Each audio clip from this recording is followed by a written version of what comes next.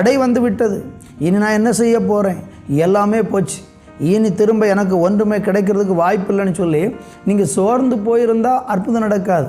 இன்றைக்கி நீங்கள் நம்பணும், எனக்கு கர்த்தர் தருவார். இன்றைக்கி தடைபட்டிருக்கிறது ஒரு தற்காலிகமான தடை தான்.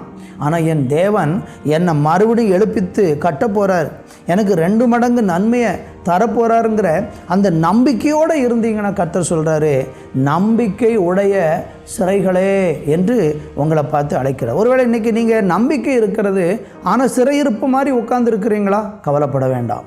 அந்த சிறையிருப்பில் இருக்கக்கூடிய சூழலில் தான் கர்த்தர் சொல்கிறாரு, சிறையிருப்பில் இருந்தாலும் நீங்கள் நம்பிக்கையாக இருந்து பாருங்கள், கர்த்தர் உங்களுக்கு நன்மையை தரப்போகிறார்.